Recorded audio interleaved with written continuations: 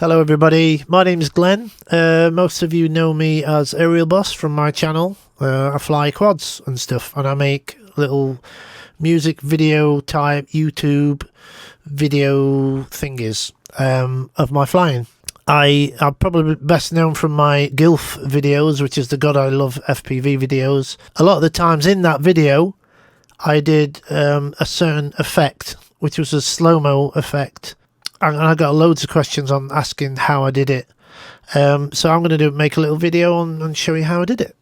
And this is, if you don't know what I'm talking about, this is what I'm talking about.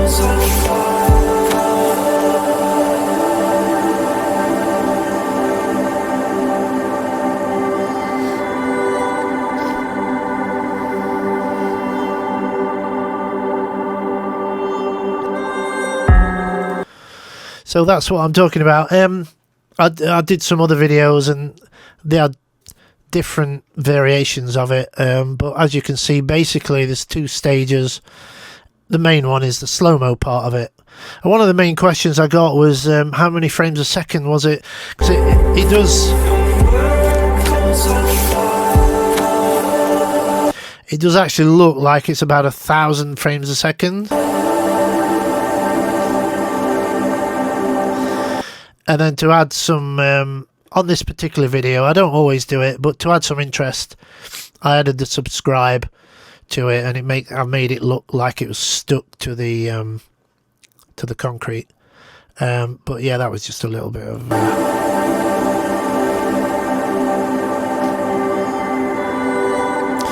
So what you'd be surprised to know is that it's actually 30 frames a second. There's no actual high speed, there's no 120 or 60 frames a second. It was actually a 30 frames a second video footage. But there's two specific things you have to do to get that effect, and I'm going to show you how to do it. So I've recently done a GILF 17 video.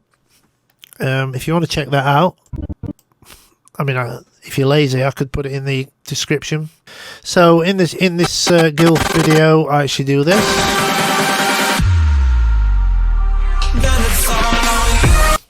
And again, this is filmed at 30 frames a second. It's a bit jumpy because of my screen capture, but it's actually really smooth. Watch the video and make a little comment. So this is a clip from the actual flying.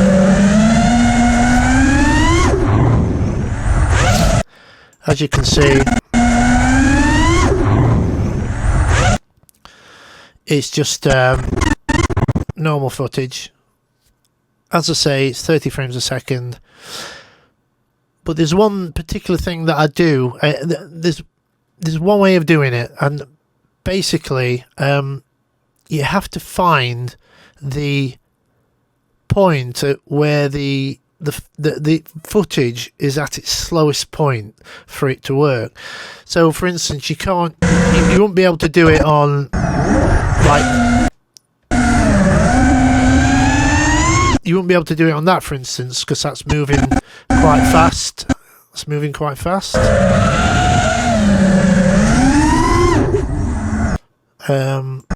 What else we got here? So if you notice that every time I actually do the trick, it's always when I'm going over my head. And this one, see, that won't work because that's too fast. Where this one, so there's a point where when the quad is above my head, it's at its slowest point, and between each frame there's not actually that much difference. So when you use the time remapping in Premiere, it's not got much work to do, but there is another setting that you have to apply, which I'll show you, to make it really smooth. So we'll put this to the music. Get rid of that.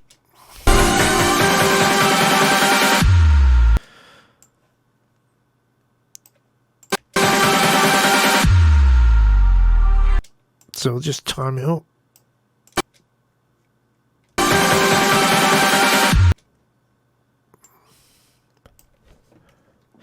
Okay, so I want it to slow down right on the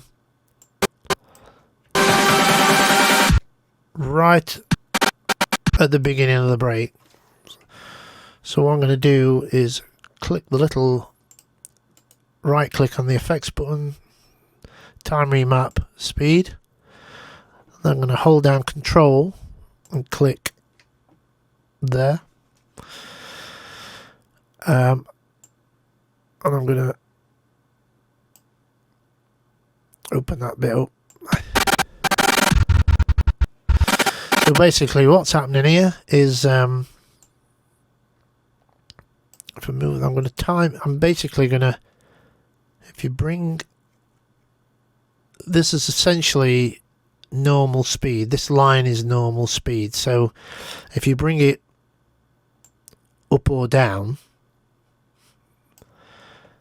it will slow down, so that there's a percentage there. So like I normally go down to say 8%, normally get away with that.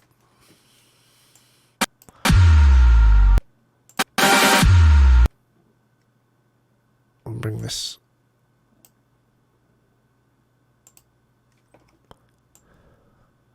So I'm just timing it up. And as you can see, in fact, I'm just going to make it smoother. If you click there, there's got some little handles so you can make a little curve. So it'll smoothly go down to that speed, to 8%. As you can see, it's jumping.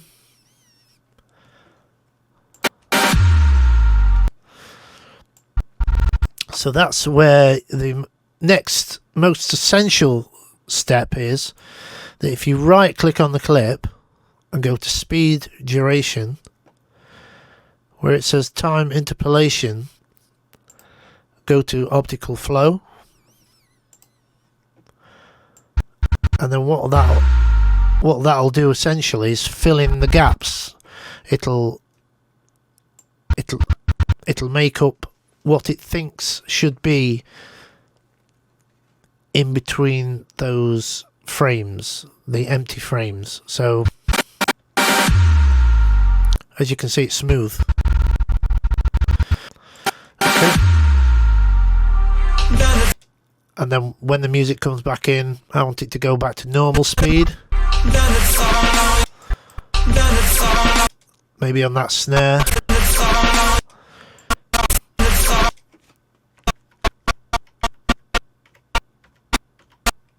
You can hear the snare there. So I'll zoom in, Control, click, and then we'll bring this back up to 100%, which will be normal speed. Spread these out a little bit.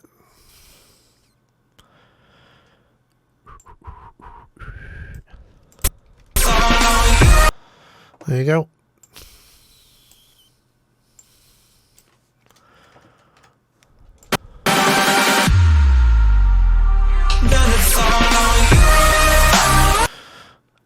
And that's how you do it.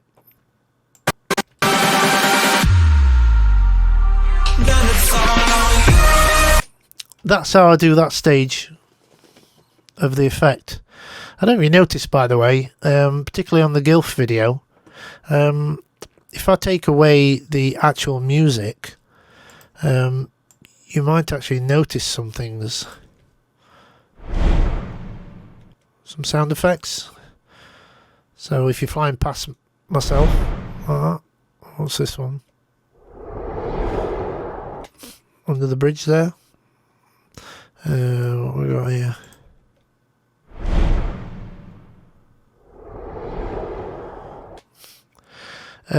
Let me know if you actually notice those sounds in the video. And what they are is sound effects that I add.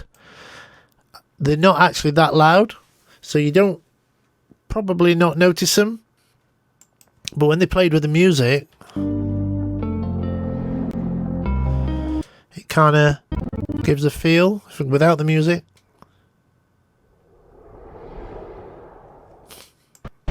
It's like a cool, and with the music. Swallowed by the sea. Through time. I just do it to give it like a feel, like subconscious. On this Gilf video, on the Gilf 17, I actually left it at that. I did actually leave it at that because if I'm honest, I couldn't be asked to do any more. But if you notice on this one,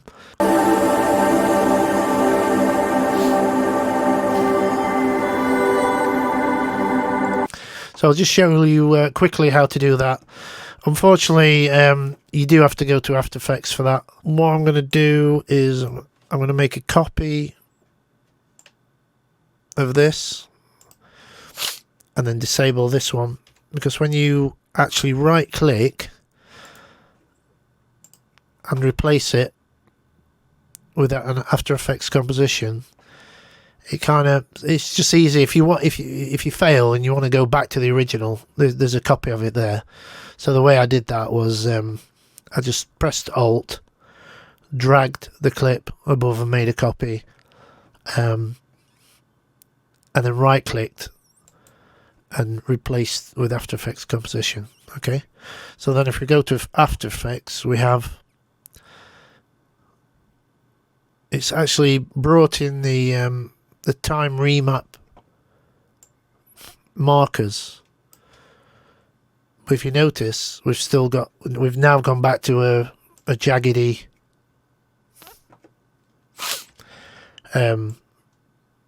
so After Effects doesn't have optical flow, but if you right click and go to frame blending and pixel motion, that's if not the same, that's a similar thing. Oh, you have to enable it here. Click here to enable it. There we go. And there you go. So we're in After Effects, and the way if I want to add some text, or I don't know, whatever, I've not got anything planned here, but I'm just gonna I don't know, let's go to the tracker. You need to track the camera, so make sure your clip is selected and click on track camera. 3D camera doesn't work with time remapping. Oh yes. So what you have to do is you have to pre-compose it and move everything, all the attributes, into a new composition, and then it treats it as just a normal clip. So then if you track camera, it'll start analysing everything. I'll come back later on when this is finished. Hurry up! Okay, the camera's solved. So I'm not going to go into detail on how all this kind of works specifically. There's a ton of tutorials on YouTube. But basically, once it's you track the camera, once it's analysed it, it'll solve it, and then you get all these dots.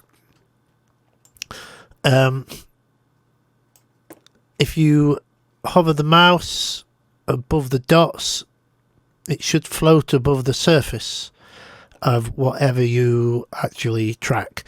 Obviously straight flat surfaces, like on my the video with a subscribe on, is going to be easier. This is why I didn't actually put anything on this one, is because I'm actually kind of standing on a mound. If I wanted to put text on here, for instance, I would find the one that kind of like seems to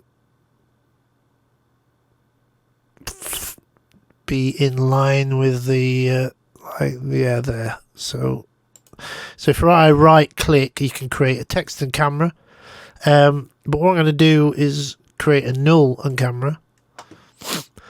The reason I've created a null that says if I don't want text on there, I can always put a shape or another effect other than text. So so now we've got a null that's actually attached to the. It's not bad. To the actual surface of the mound. So if we click on text, right, say subscribe, which, by the way, if you could do that, I'd be very chuffed. Thank you. That'd be nice, that. Then you can position your text. I'm going to press S. We'll scale it up. I'm going to press P so we can change the position. And then if you make it a 3D layer and then pick whip to the null, and then wherever the null goes, the text will go. So hopefully it should stick to the surface. And what you can see there is it's actually parallaxing against the surface and against me, which is actually quite a cool effect. And the reason for that is because in Z space, it's essentially above me. So if I wanted to stick it to the actual floor, you would just take it back in Z space.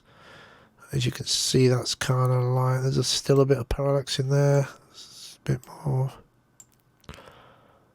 Yeah, I mean it's not a flat surface, so it's gonna look a bit odd, but you can see that kind of looks like it's on me or on my feet or on the rock that I'm standing on. But actually, I mean, as it happens, I don't know if that's what you wanted. You know, you could. So I'm going to get the pan behind tool. Make sure the null is selected. Put that in the center. So when you rotate, it'll rotate around the anchor point. There you go. So yeah, you could I don't know, you could like bring it to here. Let's scale up a little bit more. Make it come up here. We'll click on the keyframe, move forward, so it's just slightly moving. Then when it gets to that point to here, I'll let it spin around a few times and finish off and carry on to here, so it's still carrying on. I'm just messing about here, I don't know what's so it does a bit of that. I mean that looks hideously awful, but I'm just giving you an idea of what you can do. I mean, if you put motion blur on, you know, then you get more of a real, gives you more of a real effect. You could, what else could you do? Well, let's make it above my head. So that's essentially, so it's now above my head.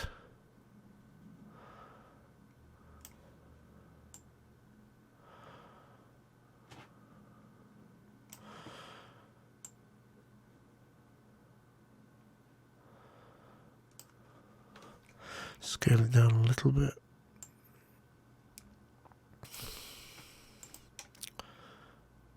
So it's almost like it's going round my head. So you could, we could do it to make it more realistic. We could have we need a shadow. I'm just going to take motion blur off for a second. Renders faster. We could do with a shadow. If you just put a drop shadow on, that'll not work because the shadow should move in 3D. So what I'm going to do is I'm going to duplicate the subscribe.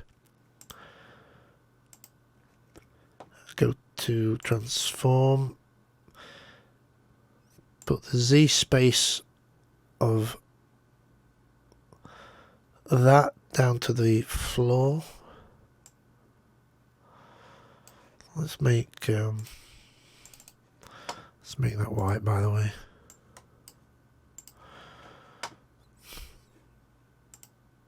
So now you can see as the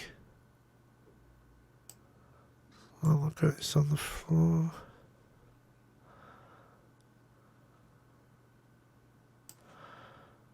Take it down a bit more. So we could add a blur.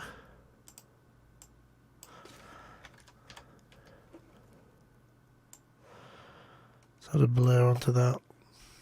Blur that out. Create like a shadow.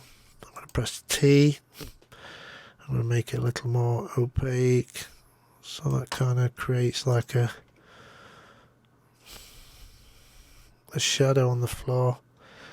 I mean, you know, this is not industrial light and magic, but I'm just giving you an idea of what you can do. You can create shapes.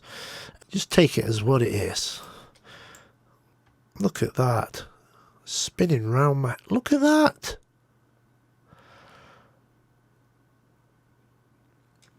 So yeah, that's how you put text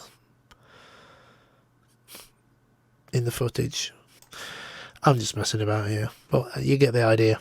So I hope this has been a little bit informative. At least you know the how I did the speed ramping and the slow-mo effect. Anyway, if you want me to do some more of these things, let me know, and I'll do it. So as you can see, subscribe, comment, and all that business. And I'll see you next time. See you later. Bye.